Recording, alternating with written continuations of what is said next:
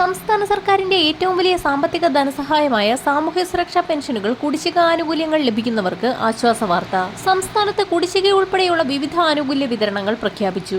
8 ലക്ഷത്തോളം വരുന്ന NSEP pension ഗുണഭോക്താക്കൾക്കും 49 ലക്ഷത്തോളം വരുന്ന സംസ്ഥാന സർക്കാരിന്റെ വിഹിതം മാത്രം ലഭിക്കുന്ന സാമൂഹ്യ സുരക്ഷാ പെൻഷൻ ഗുണഭോക്താക്കൾക്കും ഇതോടൊപ്പം തന്നെ 7 ലക്ഷത്തോളം വരുന്ന സർക്കാർ സഹായത്തോടുകൂടി വിവിധ ക്ഷേമനിധി ബോർഡുകൾ വഴി പെൻഷൻ തുക സ്വീകരിക്കുന്ന ഗുണഭോക്താക്കൾക്കും സംസ്ഥാന സർക്കാരിന്റെ ഭാഗത്തു നിന്നും വീണ്ടും ആശ്വാസവാർത്ത എത്തിയിരിക്കുകയാണ്.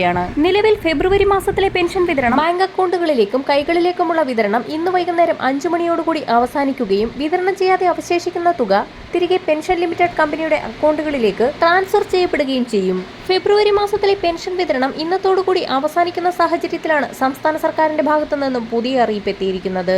മാർച്ച് മാസം മുതലുള്ള പെൻഷൻ തുക വിതരണവും കുടിശ്ശിക വിതരണവും ആനുകൂല്യങ്ങളുടെ വിവിധ മേഖലകളിലേക്കുള്ള വിതരണവും പുതിയ സാമ്പത്തിക വർഷം മുതൽ കുടിശ്ശിക തീർത്ത് വിതരണം ചെയ്യുമെന്ന് ധനമന്ത്രി ബജറ്റിൽ പ്രഖ്യാപിച്ചതിന് പിന്നാലെയാണ് വിതരണ നടപടിക്രമങ്ങൾ ആരംഭിക്കുന്നതിന്റെ ഭാഗമായി സംസ്ഥാനം കേന്ദ്രത്തോട് 10,000 കോടി രൂപയുടെ അധിക വായ്പാ അനുമതി തേടിയത്. നിലവിൽ 3 മാസത്തിലെ സാമൂഹ്യ സുരക്ഷാ പെൻഷൻ കൂടി കുടിശ്ശികയായിട്ടുണ്ട്. തനത് മാസത്തിലെ പെൻഷൻ തുക വിതരണത്തോടൊപ്പം കുടിശ്ശിക വിതരണവും സംസ്ഥാന സർക്കാരിന്റെ ഭാഗത്തു നിന്നും ആരംഭിക്കുന്നു എന്നുള്ള ധനമന്ത്രിയുടെ അറിയിപ്പാണ് ഈ മണിക്കൂറുകളിൽ പുറത്തു വന്നിരിക്കുന്നത്. കൃത്യമായ സമയത്തിന് രേഖകൾ സമർപ്പിച്ചവർക്കും സോഷ്യൽ ഓഡിറ്റിംഗിൽ നിന്നും പുറത്താക്കപ്പെടാതെ ലിസ്റ്റിൽ നിലനിൽക്കുന്ന ഗുണഭോക്താക്കൾക്കുമാണ് ഇനിയുള്ള പെൻഷൻ തുകയ്ക്കും കുടിശ്ശികയ്ക്കും അർഹതയുള്ളത്. കുടിശ്ശികയായിരിക്കുന്ന 3 ഗഡു പെൻഷൻ തുക വിവിധ ഘട്ടങ്ങളിലായി വിതരണം ചെയ്യുമെന്ന് ധനമന്ത്രി KN ബാലഗോപാൽ വാർത്താ സമ്മേളനത്തിൽ വ്യക്തമാക്കി. വിവിധ മേഖലകളിലായി മുടങ്ങിക്കിടക്കുന്ന പെൻഷൻ ഉൾപ്പെടെയുള്ള ആനുകൂല്യങ്ങൾ വിതരണം ചെയ്യുക, സാമ്പത്തിക വർഷാവസാനത്തിലെ ചിലവുകൾ മറികടക്കുക എന്നീ ലക്ഷ്യത്തോടുകൂടി സംസ്ഥാനം വീണ്ടും കേന്ദ്രത്തോട് കൂടുതൽ വായ്പ അനുവദിക്കണമെന്നാവശ്യപ്പെട്ടുകൊണ്ട് കത്ത് നൽകി. പെൻഷൻ കുടിശ്ശിക തീർക്കൽ, ക്ഷാമബത്ത കുടിശ്ശിക വിതരണം ചെയ്യുക,